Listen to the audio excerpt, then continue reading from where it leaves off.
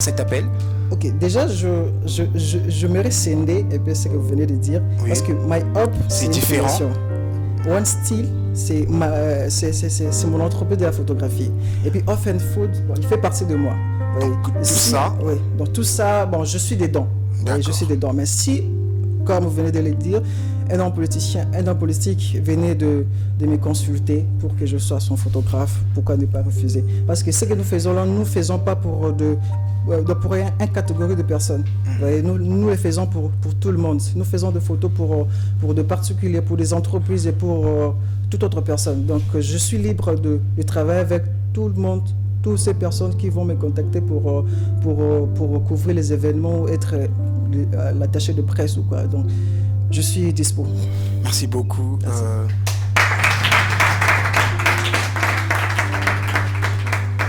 En dépit d'être dans les médias, dans la nourriture bio ou bien dans le design des photographies, vous êtes aussi un grand philanthrope, un homme de cœur qui a le cœur sur la main, et c'est ce que nous allons découvrir avec cet extrait de vos œuvres.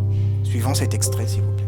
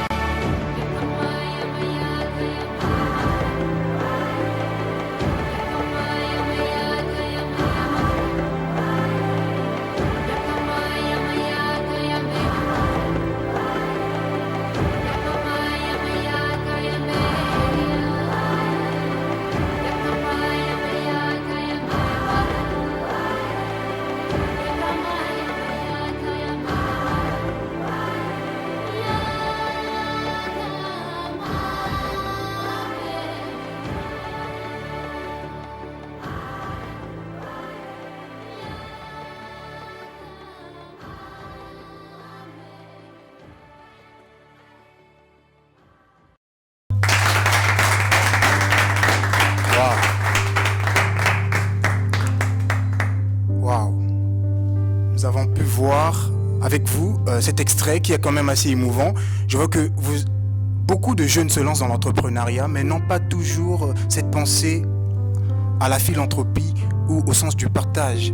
Qu'est-ce qui vous motive justement à donner de votre personne et de votre temps aux personnes les plus défavorisées ou les plus démunies? Ok, merci pour la question. Déjà, je peux dire, pour être généreux, ça ne demande pas d'avoir des moyens exagérés. Parce que nous constatons que oui, au lieu d'attendre, au lieu que le jeune puisse aller donner, comme il est entrepreneur, il préfère tout garder pour lui, il attend de recevoir. Or que là, c'est une belle preuve d'amour que vous démontrez avec ces images que nous venons de voir. Oui, exactement. Parce que déjà, comme je viens de dire, pour être généreux, ça ne demande pas d'avoir beaucoup de moyens. C'est quelque chose qui doit monter dans le cœur de le faire. Parce que pour être généreux, tu dois naître avec ça. Voyez un peu, avoir ce cœur-là de compassion pour les autres. C'est quelque chose qu'avec l'ensemble de la fondation, on a quand même eu l'idée de le mettre en place, ces genres de pensées. Au-delà de ce que nous pouvons voir comme moyen, ou soit de ce que nous faisons comme travail, que nous pensons aussi aux autres. Donc c'est quelque chose que vous venez de voir, c'est quelque chose que nous faisons en sorte que ça soit continuel. Voyez un peu, nous n'avons pas vraiment beaucoup de moyens. Tout ce que nous organisons, tout ce que nous réalisons comme action caritative, ce sont de fonds qui viennent de membres. Ce sont les membres qui cotisent et enfin nous faisons quand même en sorte de redonner la joie à des familles, à des gens qui en ont besoin. Voilà. Merci beaucoup.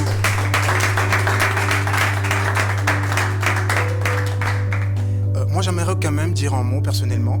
Je trouve que c'est une belle initiative que des jeunes prennent ce genre d'initiative pour aider ceux qui sont dans le besoin. Et j'encourage fortement ça. Les gens devraient vous soutenir. Emboîter ce pas-là que vous avez déjà engagé. C'est une très belle initiative. Et vraiment, je vous encourage encore à œuvrer. J'encourage la Fondation à œuvrer dans ce sens-là. Est-ce qu'il y a des gens qui vous soutiennent par n'importe quoi comme nature ou bien qui vous soutiennent en nature ou financièrement ou je ne sais pas? Est-ce qu'il y a des gens qui vous soutiennent? Ok, déjà la fondation a vu le jour le 10 septembre 2018. Déjà, c'est au mois de décembre que nous avons eu à faire notre première action. Mais seulement en parlant des dons, il y a des gens volontaires, il y a des personnes qui sont touchées volontairement. On peut passer un message, on envoie sur WhatsApp, soit on met sur le statut où les gens sont touchés comme ça. Voilà. On ne contacte pas les gens, voilà, nous voulons faire un truc, mais les gens sont touchés eux-mêmes. Voilà. Il y a des gens qui ont dans ce cœur-là. Ce n'est pas quelque chose qu'on va booster, soit on doit publier sur Facebook pour que les gens soient touchés. C'est quelque chose qui est naturel chez les personnes de compassion. Voilà. Donc vous utilisez aussi la photographie pour atteindre ces gens-là qui vous viennent en aide? Non, nous n'avons pas encore... jusque-là, nous n'avons pas inclus la photographie dans ce que nous faisons. Si pour transmettre le message, ou soit lorsque nous voulons organiser quelque chose, on conçoit quelque chose comme un flyers ou affiche, on met seulement sur nos statuts. Au fil du temps, on va essayer de commencer à partager sur Facebook pour les gens parce qu'il y a quand même une forte demande des personnes qui veulent adhérer également dans la fondation. Mais nous ne mettons pas la photographie comme outil qui va faire en sorte que les gens viennent pour participer dans les actions. Non, nous ne faisons pas ça. Donc, nous laissons que les gens soient touchés particulièrement avec ce que nous partageons comme message, comme thème parfois des activités. Parce que chaque thème, nous les donnons un nom. Et quand les gens voient et puis le message que nous partageons, c'est là que les gens sont touchés. Et nous avons quand même des gens qui participent, qui ne sont pas de la fondation, qui participent, qui soutiennent l'action avec le moyen ou bien avec des vivres. Donc c'est un peu comme ça. Merci beaucoup. Merci. Monsieur Matondo, nous sommes arrivés à la fin de notre émission. Votre mot de la fin? Je dirais d'abord merci pour le cadre parce que vous avez porté votre choix sur moi. Et puis, deuxièmement, j'aimerais parler un peu à ces jeunes qui veulent entreprendre également. Parce que l'entrepreneuriat ne demande pas d'avoir $1000 pour commencer. Vous voyez un peu. C'est quelque chose parce qu'il y a d'autres gens qui attendent, voilà, j'ai un projet et puis pour le réaliser, je dois atteindre $1000 pour le faire. Tu dois attendre, plutôt tu vas attendre plusieurs années sans pourtant atteindre le $1000. Vous voyez un peu. Donc quand tu as un projet, il faut diviser tes projets par des projets à court terme et à long terme. Vous voyez un peu. Si tu attends atteindre $1000, ça sera peut-être difficile pour l'atteindre directement pour commencer. Donc, j'aimerais encourager ces jeunes qui veulent entreprendre également. Il y a plusieurs secteurs où tu peux commencer tes affaires. Donc, c'est facile de commencer. Parfois, c'est difficile d'atteindre le but que tu t'es fixé. Parce que quand tu commences l'entrepreneuriat, c'est question, c'est pas directement comme ça, tu as les résultats que tu prévoyais. Donc, tu auras beaucoup d'échecs, tu auras beaucoup de choses qui va t'arriver. Mais simplement, il faut tenir bon. Il faut vraiment tenir bon parce que l'échec nous apprend beaucoup de choses. C'est pas que quand tu commences, tu échoues et puis tu abandonnes. Non, quand tu échoues, il faut revoir un peu dans la situation, tout ce que tu as fait, là, qu'est-ce qui a fait en sorte que tu échoues. Donc l'échec, pour moi, c'est quelque chose qui me motive et c'est quelque chose qui m'apprend beaucoup de choses. On apprend beaucoup de choses dans les échecs et moi, j'encourage toutes ces personnes-là qui ne lâchent pas prise quand ils échouent. Donc c'est comme ça qu'on devient grand, c'est comme ça qu'on aura à faire beaucoup de choses et c'est comme ça qu'on va réussir. Donc voilà un peu le moment de la fin. Ok, voilà, nous sommes arrivés à la fin de notre émission. Nous tenons à vous rappeler que nous avons reçu M. Matondo Winner Chancel, qui est un grand entrepreneur, vous l'avez découvert. Comme vous l'avez compris, c'est la fin de cette émission. Nous vous remercions de l'avoir suivi. N'oubliez pas que vous pouvez nous retrouver sur les réseaux sociaux, Facebook, Instagram, Twitter et YouTube. Et si vous voulez soutenir cette assemblée, cette fondation de jeunes entrepreneurs, vous pouvez les contacter par ce numéro qui s'affiche certainement au bas de votre écran. Et quant à nous, nous vous disons au revoir. Nous remercions tous les techniciens, j'avais oublié, tous les techniciens qui ont aidé à la réalisation de cette émission. Tichik, le réalisateur, Delo Makengo et Alain et tout le monde en fait, la RTUS, notre maison mère. Et suivez-nous chaque samedi. Quant à nous, nous vous disons mieux vaut donner que recevoir. Au revoir.